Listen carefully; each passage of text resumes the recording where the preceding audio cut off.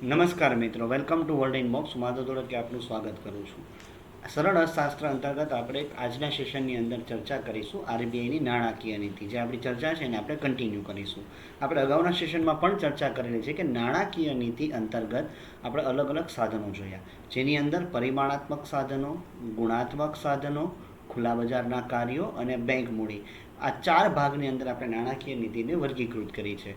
પરિમાણાત્મક સાધનો એટલે કે એવા સાધનો કે જે આખી ઇકોનોમી ઉપર અસર કરે છે, જેના પરિમાણો ક્વોન્ટિટેટિવ ટૂલ્સ છે, CRR, SLR, base rate, BPLR, MCLR, repo, reverse repo, આ બધાના એક્ઝામ્પલ છે.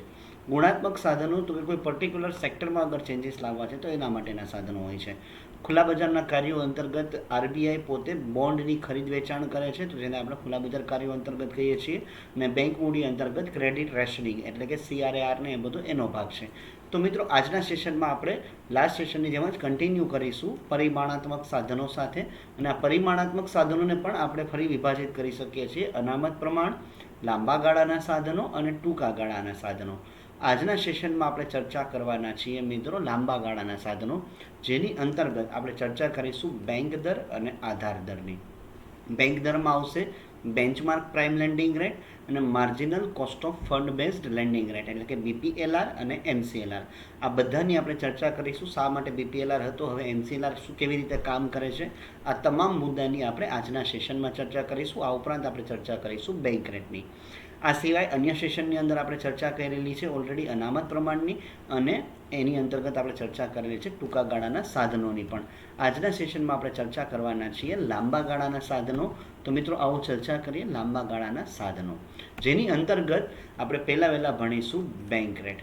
તો એક સિમ્પલ વસ્તુ છે કે અગર ગ્રાહકોને એટલે કે તમારે ને મારે લોન જોઈએ છે તો આપણે કોની પાસેથી લોન લઈએ છીએ? બેંકો પાસેથી. પણ અગર બેંકને લાંબા ગાળા માટે લોન જોઈએ છે, બેંકોને અગર લાંબા ગાળા માટે ધિરાણ જોઈએ છે, તો એ ધિરાણ કોની પાસેથી લે છે? આરબીઆઈ પાસેથી.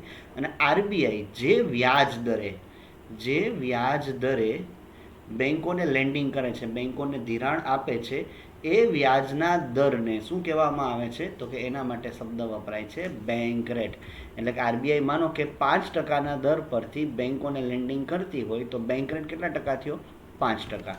તો મિત્રો, આપણને ખબર પડી કે એક સિમ્પલ વસ્તુ છે કે આરબીઆઈ જે વ્યાજ દરે બેંકોને ધિરાણ કરે છે તે વ્યાજના દરને આપણે બેંક રેટ કહીએ છીએ. જો બેંક રેટમાં વધારો થાય, ફોર એક્ઝામ્પલ બેંક રેટ 5% હોય, એમાંથી વધારી અને 6% કરવામાં આવે તો બેંકોને નાણાં સેજ મોંઘા પડે, જેને કારણે તો કે માર્કેટમાં એક ગ્રાહકોને પણ મોંઘા વ્યાજથી નાણાં ધિરાણ કરે છે, જેના કારણે તો કે નાણાંની પ્રવાહિતા ઘટે છે, જે ફુગાવામાં ઘટાડો કરે. એટલે આપણે સિમ્પલી યાદ રાખી શકીએ કે જો બેંક રેટમાં વધારો થાય તો નાણાંની પ્રવાહિતા ઘટવાના કારણે ફુગાવામાં ઘટાડો થાય છે. જો બેંક રેટ વધે તો ફુગાવો ઘટે છે. તો મિત્રો, આ હતું પહેલું બેંક રેટ. ત્યાર પછી મિત્રો આપણે સમજીએ આધાર દર. અને બે પ્રકારના આધાર દર હોય છે, જેને આપણે કહીએ છીએ બેઝ રેટ. બે પ્રકારના બેઝ રેટ હોય છે, એક છે બીપીએલઆર અને એક છે એમસીએલઆર. તો આ બંનેની આપણે ચર્ચા કરીએ, બીપીએલઆર અને એમસીએલઆરની. એના પહેલાં એક એક્ઝામ્પલથી સમજીએ કે અગર બેંકોને ગ્રાહકોને પૈસા આપવા છે તો બેંક ખાલી એક પ્રકારની લોન નથી આપતી, અલગ અલગ પ્રકારની લોન આપે છે, જેમ કે હોમ લોન છે, એજ્યુકેશન લોન છે, મોર્ગેજ લોન છે, કન્ઝ્યુમર લોન છે, પર્સનલ લોન છે. તો આવી અલગ અલગ પ્રકારની લોન આપતી હોય અને બધી લોનના દર અલગ અલગ હોય છે. ફોર એક્ઝામ્પલ આપણે એક એક્ઝામ્પલથી સમજીએ તો હોમ લોનમાં બેંકે સેટ કર્યું છે ફોર એક્ઝામ્પલ 11%, એજ્યુકેશનમાં 12%, મોર્ગેજમાં 13%, કન્ઝ્યુમરમાં 14% અને પર્સનલ લોનમાં 15%. આવી રીતે સેટ કરેલું છે. એટલે આ એના પોઈન્ટ જ માપેલા હોય. તો જો આધાર 10% હોય ને તો આ બધી લોન આ પ્રમાણમાં ગુણોત્તરમાં થશે. જો આધાર દરને 20% કરી નાખે તો બધી લોન ડબલ થઈ જાય. એટલે કે આપણી હોમ લોન 22% થઈ જાય, એજ્યુકેશન લોન તો કે 24% થઈ જાય. એટલે અલ્ટિમેટલી આ બધી લોનના દરમાં આધારમાં એક દર હોય છે, જેને આપણે આધાર દર કહીએ છીએ. એટલે કે બેંકોને ગ્રાહકોને આપવામાં આવતા ધિરાણના વ્યાજનો એક દર આધાર તરીકે વપરાય છે, જેના આધારે બાકી બધી લોનનો દર નક્કી થાય છે. એવા દરને આપણે આધાર દર કહીએ છીએ. તમામ લોનનો વ્યાજ દર આધાર દરથી નક્કી થતો હોય છે. મિત્ર, બીજો મુદ્દાની ચર્ચા કરીએ એની અંતર્ગત. તો જ્યારે આધાર દર છે તો પહેલાં અગાઉનો જે આધાર દર હતો એ છે બીપીએલઆર એટલે કે બેન્ચમાર્ક પ્રાઇમ લેન્ડિંગ રેટ. કે જે પ્રાઇમ ગ્રાહકો છે કે જે નિયમિત પ્રમાણે લોન ચૂકવે છે તો એમના માટે કયો આધાર દર હતો? BPLR. હવે એક એક્ઝામ્પલથી સમજીએ. માનો કે આરબીઆઈએ બેંક રેટ રાખેલો છે 6%, અને BPLR કોના દ્વારા નક્કી થતો? તો કે બેંકો દ્વારા નક્કી થતો. અને માનો કે BPLRનો બેંકોએ રેટ નક્કી કરીને રાખેલો છે 7%, જેને કારણે બાકી બધી લોન આપણને 8%, 9%, 10% આવી રીતે પડે છે. હવે જ્યારે આરબીઆઈ બેંક રેટમાં વધારો કરીને 7% કરે તો બેંકો BPLRમાં વધારો કરી અને 8% કરશે, જેને કારણે તો કે માર્કેટમાં નાણાંની પ્રવાહિતા ઘટે છે. પરંતુ જ્યારે મંદીનો માહોલ હોય ત્યારે આરબીઆઈ શું કરશે? તો કે નાણાંની પ્રવાહિતા વધારવા માટે આ 7%નો દર ઘટાડીને ફરીથી 6% કરી નાખશે. પરંતુ જો બેંકો, કારણ કે BPLR નક્કી કરવાની સત્તા કોની પાસે હતી? બેંકો પાસેથી. પરંતુ જો બેંકો પોતે BPLR ન ઘટાડે તો આરબીઆઈએ જે હેતુથી આમાં ઘટાડો કર્યો હતો એ હેતુ એ શુદ્ધ થતો નથી, એટલે કે સફળ થતો નથી. જેને કારણે, કારણ કે BPLR બેંકો દ્વારા નક્કી થતો, જેને કારણે અગર આરબીઆઈની નાણાકીય નીતિ સફળ ન જાય તો આનો કોઈ મતલબ રહેતો નથી. એટલે આરબીઆઈ એક નવો આધાર દર લઈને આવે છે જેનું નામ છે MCLR. મિત્રો, બંને કોમન જ છે. BPLR અને MCLR બંને બેંકોથી ગ્રાહકો વચ્ચેનો આધાર દર જ છે. પણ BPLR કોના દ્વારા નક્કી થતો? બેંકો દ્વારા નક્કી થતો.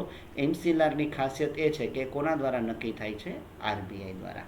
તો MCLR કોના દ્વારા નક્કી થાય છે? આરબીઆઈ દ્વારા. જેને કારણે શું થશે? તો કે જેને કારણે આરબીઆઈની નાણાકીય નીતિ સફળ જશે. તો મિત્રો, ફરીથી આપણે ત્રણેયની વ્યાખ્યા જોઈ લઈએ એક વખત. બેંક રેટ એટલે બેંક રેટ કોને કહીશું? તો કે એ આધાર દર કે જેમાં આરબીઆઈ બેંકોને નાણાં ધિરાણ કરે છે, જેમાં કોઈ જામીનગીરી મૂકવાની હોતી નથી, સમયગાળો લાંબો હોઈ શકે, અને જ્યારે કોઈ બેંકો આરબીઆઈની નિયમોનું ઉલ્લંઘન કરે તો આરબીઆઈ તેના પર પેનલ્ટી મારે છે. આધાર દર કોને કહીશું? આધાર દર એટલે કે આ બેંકો જે દરના આધાર પર ગ્રાહકોને વિવિધ લોન આપે છે તેના દરને આપણે આધાર દર કહીએ છીએ. એની અંતર્ગત એક આધાર દર છે BPLR કે જે બેંકો દ્વારા નક્કી થતો, પરંતુ આરબીઆઈની નાણાકીય નીતિ એમાં સફળ થતી ન હતી, એટલે આરબીઆઈ નવો લઈને આવ્યો MCLR.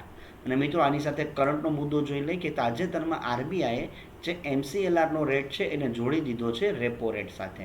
એટલે જો આરબીઆઈ રેપો રેટમાં વધારો કરે તો MCLR ઓટોમેટિક વધે છે, અને જો આરબીઆઈ રેપો રેટમાં ઘટાડો કરે તો MCLRમાં ઘટાડો થાય છે.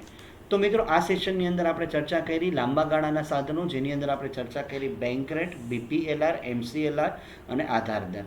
મિત્રો, સેશન કેવો લાગ્યો? આપણા પ્રતિભાવો અમને કમેન્ટ સેક્શનમાં જણાવી દેજો. પછી તમારે ચેનલને લાઇક કરવાની છે અને સબસ્ક્રાઇબ કરવાની છે. જો તમને વિડીયો ગમ્યો હોય તો વિડીયોને લાઇક આપી દેજો અને આપના પ્રતિભાવો તમે મને આપી શકો છો. આ ઉપરાંત તમને કોઈ પણ પ્રશ્ન હોય તો તમે મને કમેન્ટ સેક્શનમાં પૂછી શકો છો. તો મિત્રો, આ હતો વર્લ્ડ ઇનબોક્સ એકેડેમી તરફથી માધવ ધોળકિયા. આપનો ખૂબ ખૂબ આભાર. Thank you so much.